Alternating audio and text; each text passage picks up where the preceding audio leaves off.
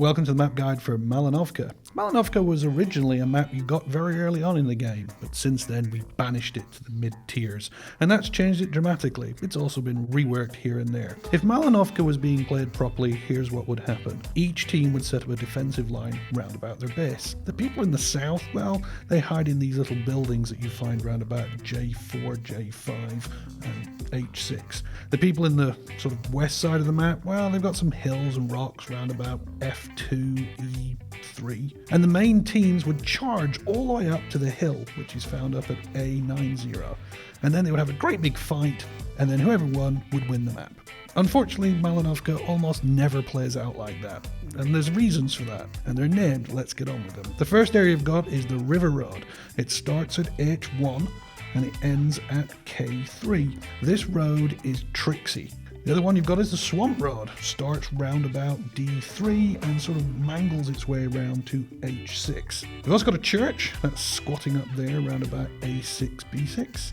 You've got the hill itself, I told you before, that's A90. And you've got open fields round about B and C8. So why does this make the map more complicated? Simple. If you've got fast moving tanks, you'll often see them making a blistering run down the river road. What they're trying to do is cross over to the enemy's side and get into a little dip.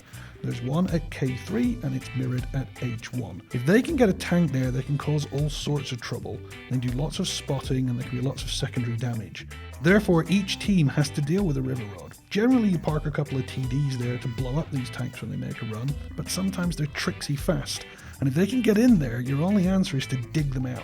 Worse, both of these places are pretty much arty safe, which means someone has to risk going round the corner, and when you do that, your opponent team can do counterfire. While that's happening, some idiot will suddenly go into the middle of the field. That's that big open field that starts at G2 and makes its way all the way over to H5. That's madness. Well, I suppose unless you're in a T95 and you're impenetrable and there's no artillery, in which case it's a genius play. They're busy lighting everyone up and shots are being exchanged. While that's happening, someone else is running across that swamp line, and what they're doing is hiding round about F5, where we've now given you a magic bush and a rock to hide behind. You're doing all sorts of passive scouting, driving everyone crazy. Your mediums and TDs, well, if they're on the west side, they've found their way to C5 and D5, I suppose C6 as well, where they're doing all sorts of trouble. They're counter-firing into the field, they're firing up onto the hill, they're firing over the open areas. It's a landslide. If they're over on the south side, then you find their way to E7 and F7. Sometimes you see them at F9, and they're doing the same thing. Opportunity fire up onto the hill, they're firing over where the church is, they're firing across the swamp onto the fields. It's a hog heaven.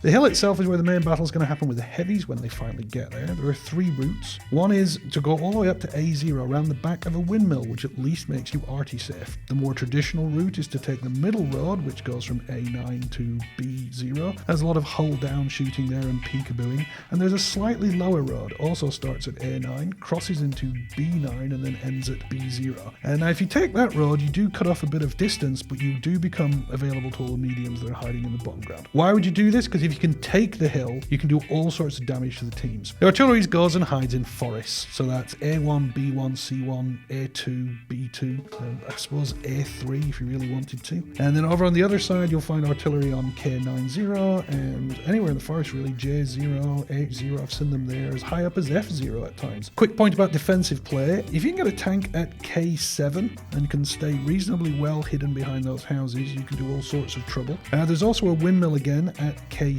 That's really good for hiding behind if you want to be defensive play. You're going to be defensive on the other side of the map. C1 isn't too bad, and I suppose you can hide right at the back at E1 and try and do some base resetting. I wouldn't recommend going out onto the field, but I have seen it be a victorious move near the end game. Pay attention to the map while you're playing. One of the big plays you'll often see is everyone goes trundling up to the hill and then someone makes a break along river run and tries to take the base. My advice to you is this: if they've brought enough tanks and you're going towards the hill, turn around and go back. If you don't, the game will be over. If on the other hand they didn't bring enough tanks, they should be punished mercilessly. Continue your hill push and I'll see you on the other side of victory.